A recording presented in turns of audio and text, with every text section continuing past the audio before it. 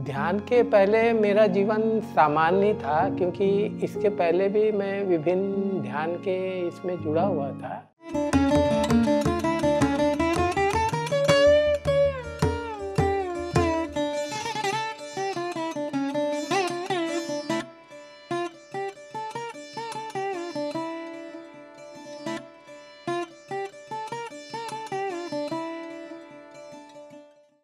मेरा नाम हेमप्पा राव है। मैं रेलवे में कार्य क्षेत्र में था। अभी मैं सेवानिवृत्त हो चुका हूँ 2016 में। 2013 में प्रसाद राव गारू द्वारा पता चला कि ध्यान का कार्यक्रम है। मैंने उस ध्यान के कार्यक्रम में भाग लिया था। तो मुझे ये पता चला कि ये आनापानसति का ध्यान है।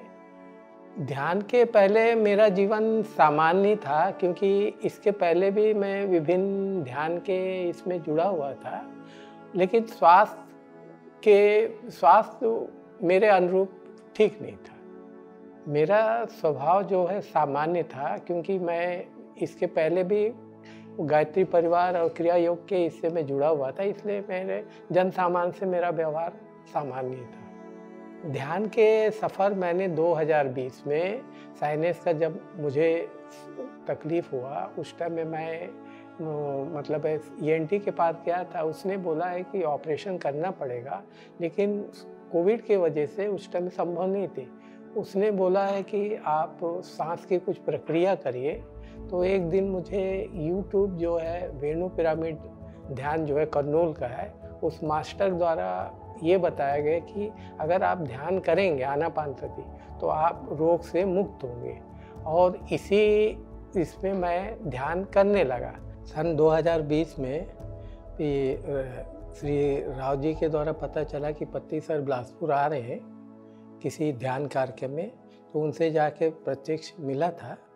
मिलने के बाद भी उनसे मैं इसलिए ज़्यादा प्रभावित हुआ कि वो एक सामान्य रूप से दिखने वाले, लेकिन अद्भुत मतलब वाक्य शक्ति थी उनके पास, और वो सभी को प्रभावित किए थे और सभी को उनके करीब आने का मौका दिए। ये उनसे मैं ज़्यादा इस बात से प्रभावित हूँ। मैं तो शुरू में बुद्ध बनो की जो 40 दिन की जो प्रक्रिया चलती थी, नलिना मैडम के जो दिल्ली द्वारा प्रसारित होती थे, उस कार्यक्रम में मैंने 40 दिन के सत्र में भाग लिया है।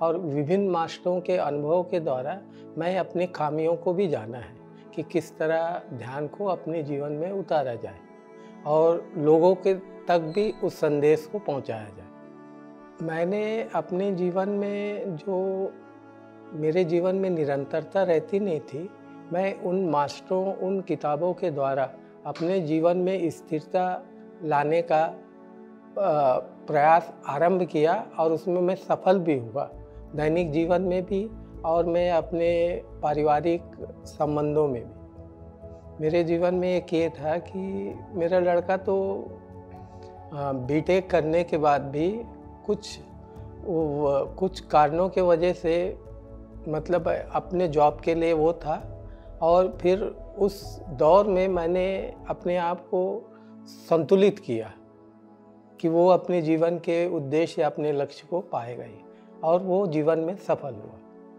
यही मेरा एक ये था।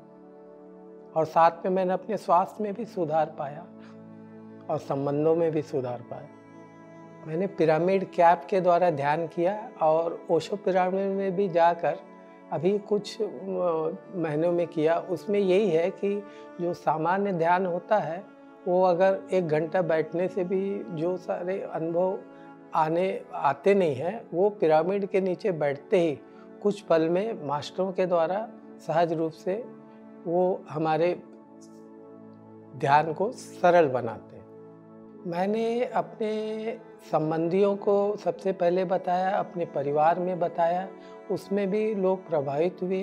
मैंने आसपास के लोगों को बताया, मित्रों को बताया, और फिर मैं अपने कार्यक्षेत्र में जो लोग मेरे साथ कार्यरत थे, मैं उनको भी इस ध्यान के बारे में बताया। ध्यान से इसीलिए जुड़ता है, मानसिक और बौद्धिक रूप से और स्वास्थ्य के संबंधी, इस तीनों से अगर आपको ऊपर उठना है तो आप ध्यान ही एक संसार में एक ऐसी प्रक्रिया है जो सहज रूप से आप कहीं भी बैठकर इसको करते हुए अपने जीवन को स्वास्थ्य और सुंदर और मानसिक रूप से आप उस चीज़ को पा सकते हैं।